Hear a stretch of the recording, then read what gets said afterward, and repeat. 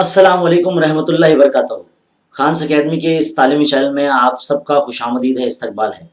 आप सब इंग्लिश के पेपर की तैयारी कर रहे हैं, तो हमने सोचा कि ये जो टॉपिक आप इस वक्त देख रहे हैं इस पर बहुत ज़रूरी होगा कि क्वेश्चन नंबर 1 के बी में जो फ्रेजेस पूछे जाते हैं, मुहावरे पूछे जाते हैं जिसका जुमलों में इस्तेमाल करना होता है और क्लॉजेज़ आपको ऐड करने होते हैं ताकि मीनिंगफुल सेंटेंस बने, तो उसके उसे करते कैसे हैं और आपको प्रैक्टिस के लिए हमने बहुत सारे ऐसे जुमले दिए हैं जो आपके एग्ज़ाम में आ सकते हैं।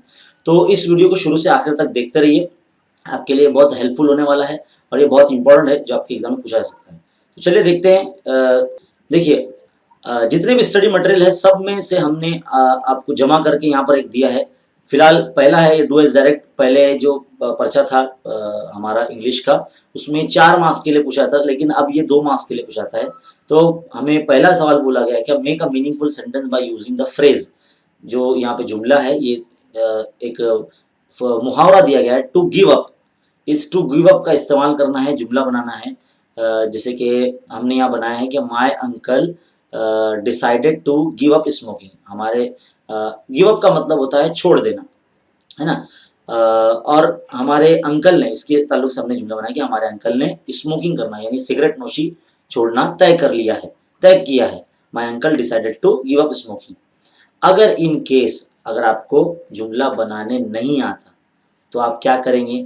तो सबसे सिंपल चीज़ है, आपको इस तरह से लिखना है कि माई टीचर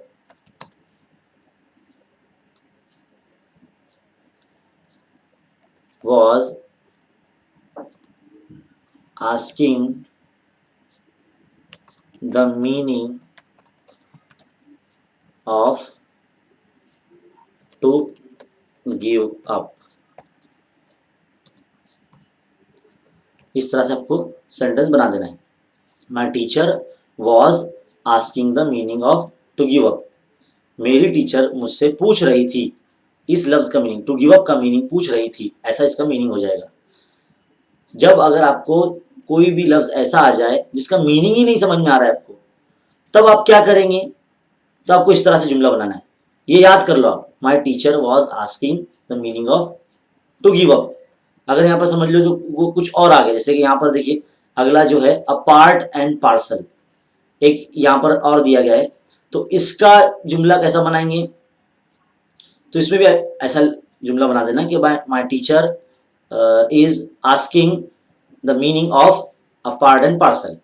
हमारी टीचर इस लफ्ज़ का मीनिंग पूछती है ना। जुमले में इस्तेमाल भी हो जाएगा और आपके मार्क्स भी आप गवा नहीं पाएंगे, मतलब आपको आप मार्क्स भी मिल जाएंगे, है ना। तो इस तरह से आप आसानी से मार्क्स हासिल कर सकते हैं। तो अब अगला है एड अ क्लॉज। ये तो था फ्रेज का मीनिंग था, इस्तेमाल करना था जुमलों में। अब है एड अ क्लॉज, यानी एक फिक्रा जोड़कर मुकम्मल जुमला बनाना है। जैसे कि यहाँ पे लिखा है the man lost the bag. उस आदमी ने अपना बक्सा या अपना जो बैग है वो खो दिया। तो हम क्या करेंगे, यहाँ पर हमने एक बनाया है जुमला, देखो the man lost the bag. फिर इसके आगे हमने लिखा है which he had kept on the rack while travelling. जिसने एक खाने में रखा था सफ़र के दौरान, है ना। तो इस तरह से ऐसे जुमले बनाना है। तो हमने आपके लिए बहुत सारे ऐसे लेकर आए हैं। क्वेश्चन नंबर 2, 3, 4, 5, 6, 7, 8, 9, 10, 11, 12, ये पूरे 12 आपको हम जो है क्वेश्चन की जो शीट है वो दे रहे हैं। इस वीडियो के डिस्क्रिप्शन में आपको मिल जाएगा, आप उसको डाउनलोड करके इसकी प्रैक्टिस कीजिए और इंशाल्लाह हमारा ये मैं गारंटी देता हूँ कि इसमें से इन तमाम अल्फाज में से कोई एक अल्फाज आपके बोर्ड एग्ज़ाम में आ सकता है। तो बराए करम इस जो हम आपको दे रहे हैं इसको अभी के अभी इसको आप प्रैक्टिस कर ले।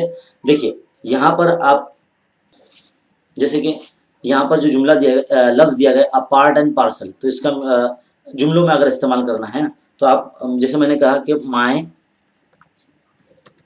Teacher ask me the meaning of a part and parcel, है ना। इस तरह से आपको जुमला बना देना है।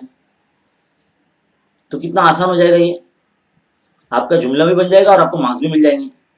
तो बस छोड़ना नहीं है, ऐसे सवालात को पूरा हल करना है, बहुत इंपॉर्टेंट है।